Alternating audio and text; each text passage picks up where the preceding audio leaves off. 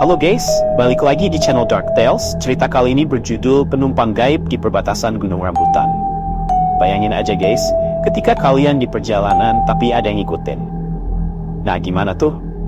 Cerita ini diambil dari kisah Lathisa. Bagaimana ceritanya? Langsung aja ke ceritanya.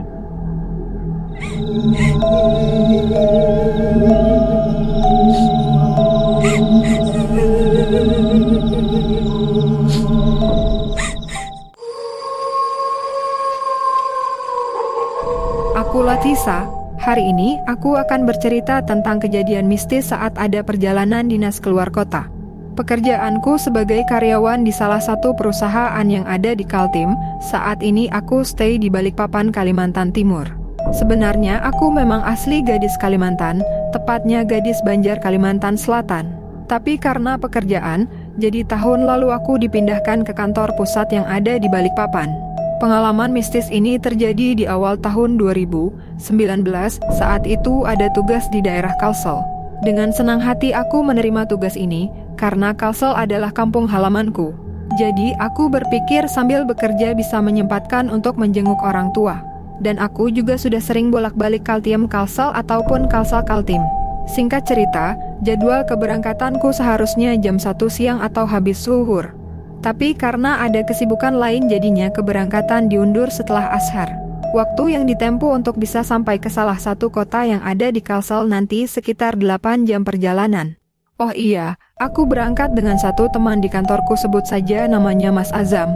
Sebelumnya aku mau kasih tahu kalau perjalanan melalui darat dari Kaltim Kalsel atau Kalsel Kaltim ini jalanannya melewati gunung rambutan yang curam dan berkelak-kelok. Jadi untuk mobil harus benar-benar berhati-hati, kalau terpeleset ya mobil akan langsung masuk jurang, apalagi kondisi pada malam hari.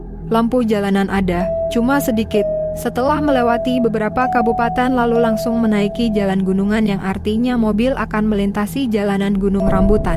Waktu itu aku sedang tertidur dan masih sendiri di kursi belakang. Entah kenapa saat itu aku merasakan sangat dingin, terbangun karena ingin meminta supir untuk menurunkan AC-nya. Kulihat Mas Azam masih terjaga menemani supir. Kulirik jam di tangan sudah menunjukkan hampir jam 10.00 malam. Om, kecilin AC-nya dong, dingin banget nih, udah paling rendah ini mbak. Oh ya, tapi kok dingin banget ya, rasaku pada saat itu sambil memutar ventilasi AC ke arah berlawanan. Mau pakai jaketku gak? Sah. Mas Azam menawari jaketnya.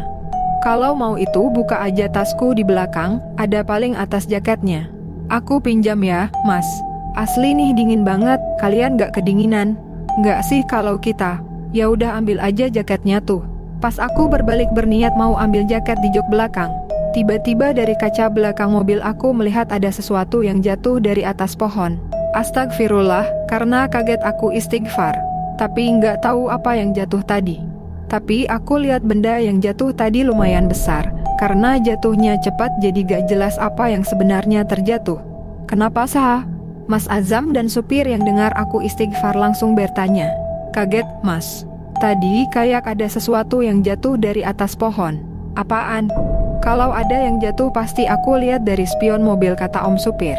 Sempat kami terdiam beberapa saat, lalu Mas Azam mencairkan suasana biar gak tegang. Udahlah, mungkin ranting pohon tadi yang jatuh. Iya, mungkin ranting pohon. Aku mengiyakan saja, biar suasana baik. Karena yang kulihat sebenarnya bukan seperti ranting pohon. Tapi langsung kutepis pemikiran itu, karena waktu itu aku langsung merasakan bulu kuduk berdiri. Perjalanan kita melintasi gunung masih panjang. Pada baca doa masing-masing ya, kami langsung mengiyakan apa kata supir. Saat itu juga aku langsung zikir dalam hati. Karena masih merasa gak enak dan merinding. Tiba-tiba mobil melaju pelan. Kenapa om? Tanyaku. Itu ada yang melambai di ujung jalan, mana? Mas Azam menajamkan matanya ke arah depan. Waduh, beneran ada orang beneran di situ? Di tengah gunung gini kok ada orang sendirian berdiri di sini? Mana sih? Aku ikut menajamkan penglihatan. Benar saja ada perempuan melambai di depan sana. Kita terus ajalah, mas. Takutnya ini tipuan begal, mana mungkin malam-malam jam segini ada orang berdiri sendirian di tengah gunung gini. Seru Mas Azam. Iya juga sih, tapi kan itu kayaknya perempuan deh. Siapa tahu dia dalam perjalanan juga terus motornya mogok, kan kasihan. kataku. Benar saja, ketika mobil kami mulai mendekati orang yang melambai itu, terlihat seorang wanita yang dilihat usianya lebih tua dariku menenteng tas di bahu dan ada sepeda motor di dekatnya. Tuh kan, motornya mogok nih. Kasian, bantuinlah, ucapku pada mereka, dan langsung saja supir berhenti di depan wanita ini. Kenapa mbah? Mas Azam membuka kaca menanyakan keadaan wanita tersebut. Motorku mogok. Aku mau ke pasar di turunan gunung sana, boleh ikut menumpang? Kami sempat terdiam pada pikiran masing-masing, lalu bingung mau dikasih tumpangan atau enggak. Tapi setelah kami lihat lagi wanita tersebut memang tidak ada yang aneh. Karena desakanku yang juga wanita, merasa kasihan akhirnya wanita tersebut kami putuskan mengantarnya sampai pasar yang ia maksud. Naik mbak, kubukakan pintu mobil untuknya. Kok sendirian sih mbak? Mas Azam langsung bertanya. Iya, sudah biasa saya kemana-mana sendiri, ucap wanita itu dengan suara pelan seperti orang sedang sakit. Oh iya mbak, kenalin aku Latisha. Kuulurkan tangan kepadanya. Sari jawabannya singkat sambil menyambut uluran tanganku. Dan yang kurasakan saat itu tangannya halus dan sangat dingin. Ketika kami saling melepaskan jabatan tangan, tiba-tiba aku mencium aroma melati yang sangat pekat. Aku langsung terdiam waktu itu, yang kurasakan bingung dan tengkukku merinding. Tidak tahu dengan Mas Azam dan Om Supir apa mereka juga mencium aroma melati juga. Dan di saat itu aku terus berzikir dan terus berdoa. Kulihat Sari hanya memandang ke depan tanpa ekspresi. Sudah beberapa kali kami menuruni gunung dan belum terlihat adanya pasar yang dimaksudkan oleh Sari. Masih jauh mbak pasarnya? Om Supir bertanya. Tapi Sari diam saja, masih tanpa ekspresi. Mbak. Mas Azam pun ikut memanggil dan Sari tetap tidak menjawab tanpa ekspresi. Melihat keadaan ini kami semua bingung. Aku langsung merapatkan diriku ke jendela mobil menjauhi Sari. Tiba-tiba hawa menjadi sangat dingin, dan seketika kulihat Sari menengok ke arahku dengan menyeringai tersenyum sampai selebar daun telinga. Melihat hal itu aku langsung ketakutan berteriak, Astagfirullah, Astagfirullahalazim, Astagfirullahalazim. Pada waktu itu kami dalam keadaan panik dan ketakutan.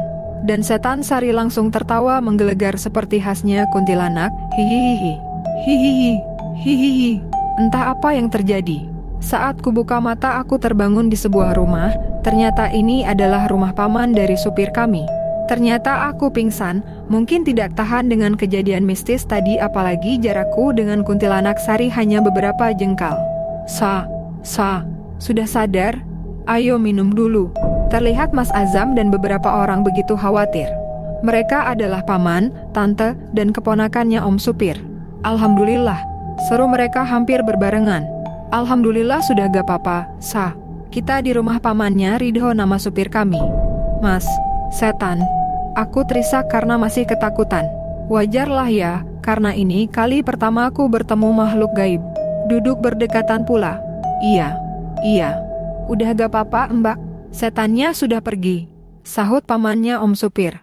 Ternyata setelah penumpang yang kami bawa berubah wujud, Om Supir dan Mas Azam langsung berdoa sambil menyetel murotal di audio mobil. Melihat aku yang tak sadarkan diri, mereka panik dan kebetulan sudah memasuki kabupaten yang di situ ada rumah pamannya supir, mereka langsung berhenti di sana.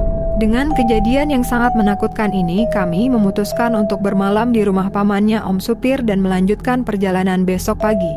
Karena ini juga aku jadinya tidak mau lagi bila ada kerjaan yang harus melintasi Gunung Rambutan berangkat petang. Dan selalu berangkat pagi biar tidak ada kejadian seperti ini lagi.